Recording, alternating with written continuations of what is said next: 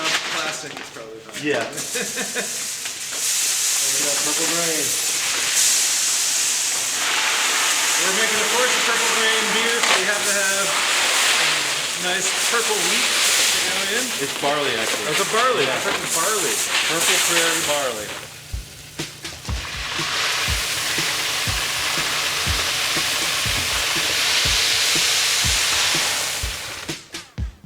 These guys actually did a bunch of test batches of beer.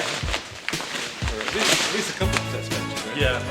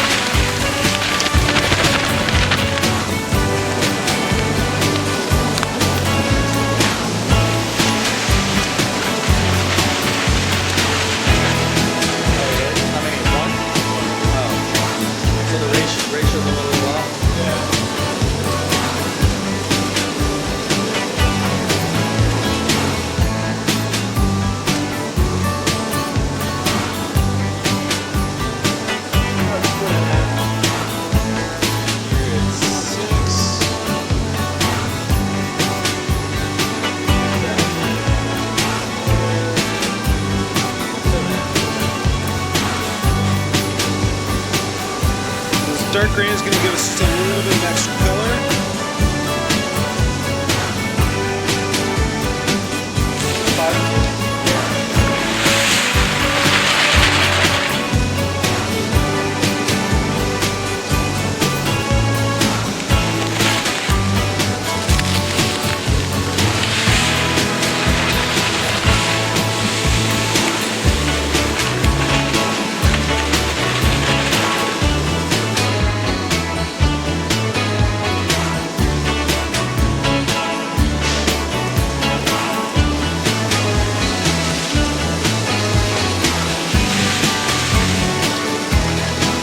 So we've just started our brew day here at Angel City Brewery.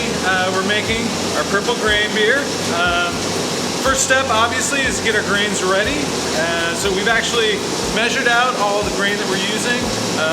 It's mostly two-row, a big portion of a white wheat. Of course, we had to have a purple grain, so we have some purple prairie barley. We've put all these grains inside this giant hopper here. This hopper then takes the grain up to the mill.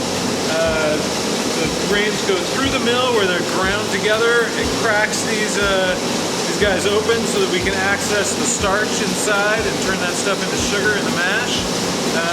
This is going to take about a half an hour to mill all this grain. It goes actually straight down into our mash tun.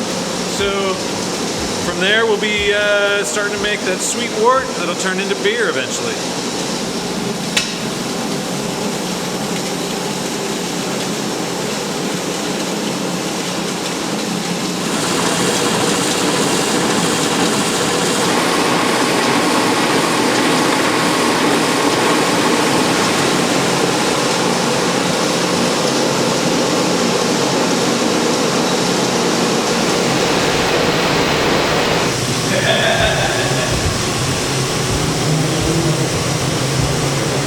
Yeah, we didn't end up doing it.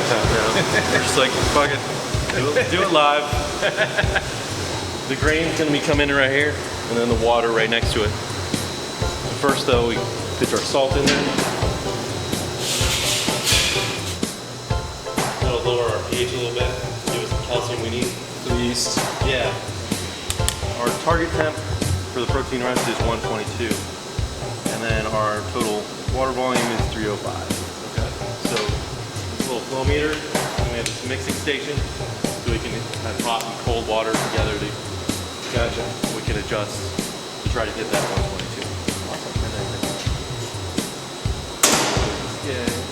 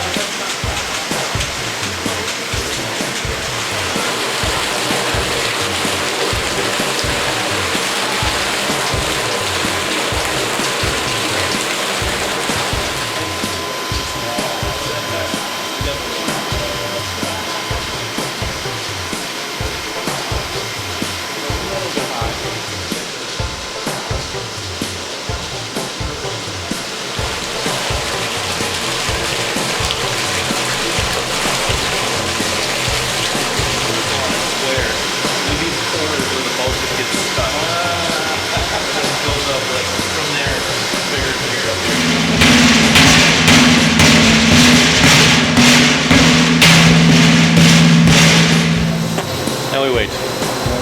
How long is the protein rest? 10 minutes. 10 minutes. Oh, that's quick.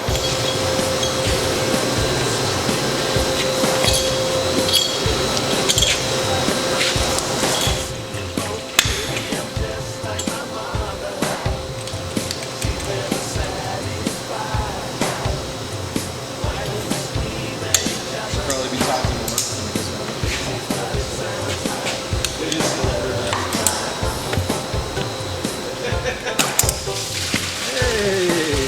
Already clear. Yep. Not slippery.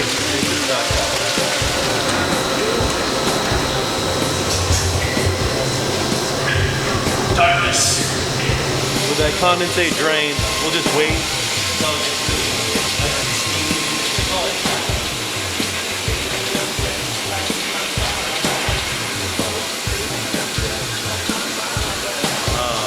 we do a 2-minute conversion rest. Yeah, we It's still converting when it's running Yeah. off, or do you take it up? No, to no, no. like So one- we take it up to 170. Okay. But so from the moment we mash in to when the conversion rest starts, Yeah. it's in the conversion range. Yeah, yeah. And then it's also in the conversion range from when we turn the steam back on after that 2 minutes up until It gets to about 170. yeah. All right, so we are about halfway through our mash rest. We're currently taking the temperature of the grains up to about 150. And so that's what's happening in here. Just pop this door open really quickly. It's constantly stirring. All these starches that are in here are getting converted by the enzymes that have been activated by the high temperature water. Once we've achieved that mash temperature that we're looking for, it's going to rest for about 5 minutes. From there, we're going to pump all of that liquid and grain over here to the lauter tun. This vessel is fixed with a false bottom. It's got plates with small little slits in it. And then we'll begin a vorloff to recirculate the wort and then start sparging. So we'll spray some hot water on top, pull that sweet wort from the bottom, and it'll go over here into the boil kettle. And once we get to full volume of wort into the boil kettle, start adding hops, and we'll be on our way to making some great beer.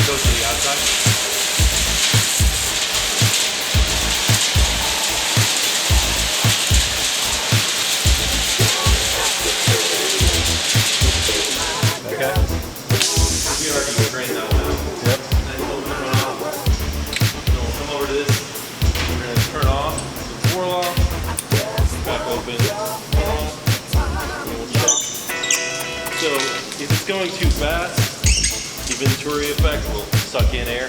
Okay. We just use that as a little check anyway, then collect a sample of our first runnings.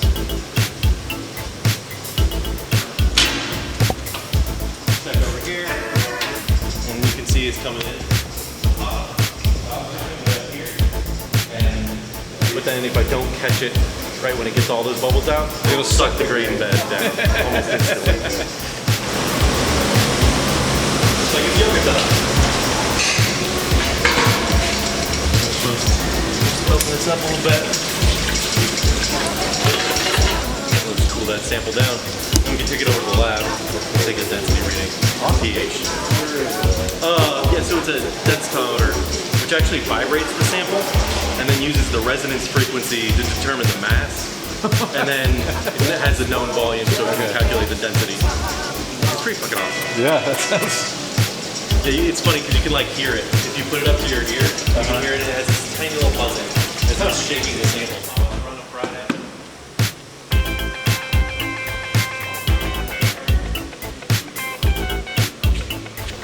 Yeah, so this is the densitometer I was talking about. Okay. You can see there's a little tiny sample tube in there. Yep.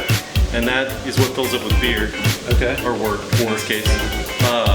And then it shakes it and measures our Play-Doh. So we'll fill that up 3 times. And then it gives you a Play-Doh reading. That quickly? So, yeah, almost instant. And then if you listen, you can actually hear it vibrating. So 14.6 is our first runnings. We'll measure the pH. We'll leave that up for about 5 minutes. Yeah, so this thing's awesome, but it also costs like $5 grand, which sucks. Oh, wow. So don't drop it, is what you're saying. The readout.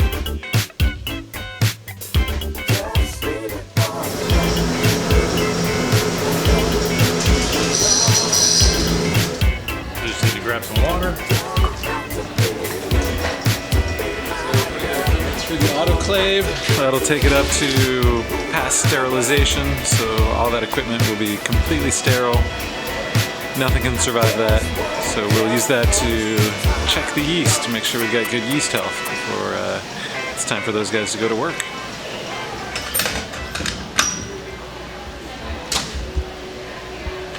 We're good. About 15 psi. We'll do that for 15 minutes. I think they're like 250, something like that. Yeah.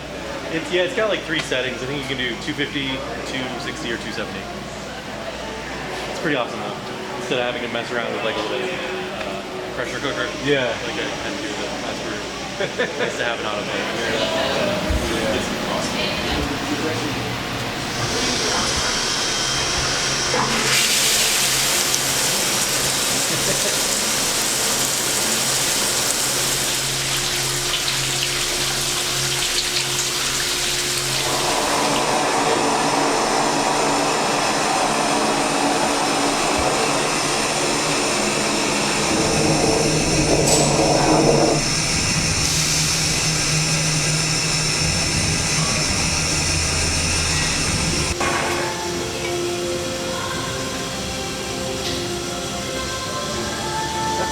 Frozen? I don't know. It's frozen. This is fucking awful.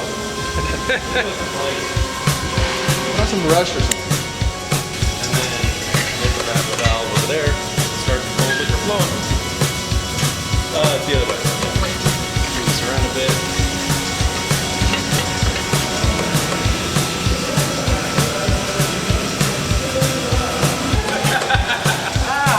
It's sweet, Boston. No matter what.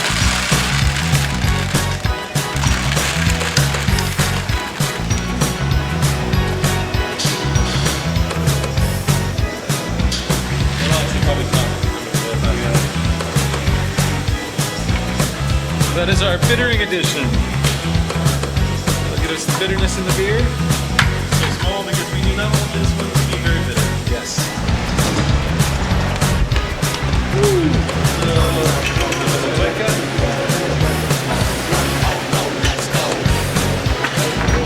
You just flush these with CO2 after you. Yeah.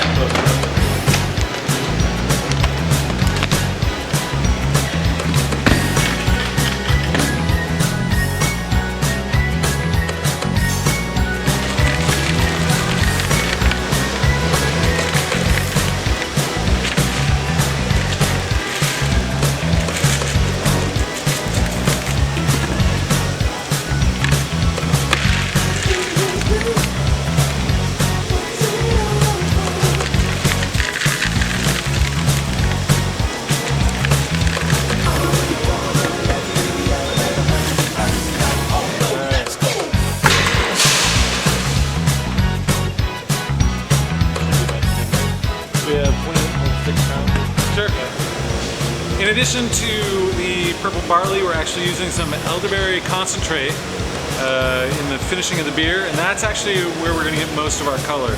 The purple barley does have a purple husk, but it doesn't have that much purple color to the grain. So this stuff doesn't contribute a ton of fruity flavors, but it's definitely going to give us that color that we're looking for to make this purple grain.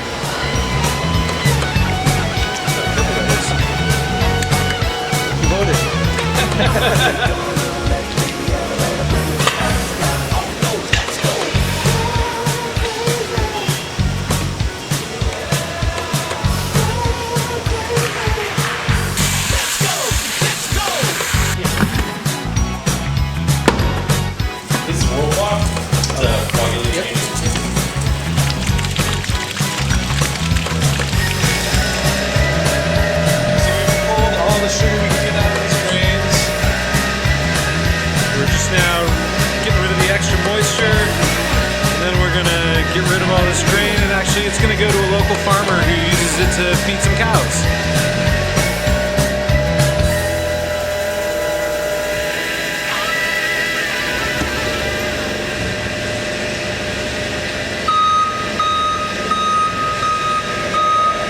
Something stinks.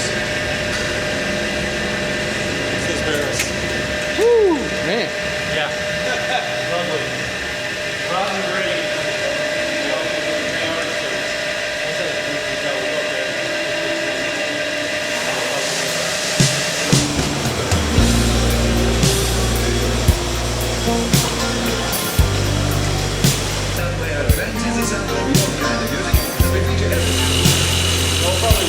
So we have done 1,278 brews since we bought the place.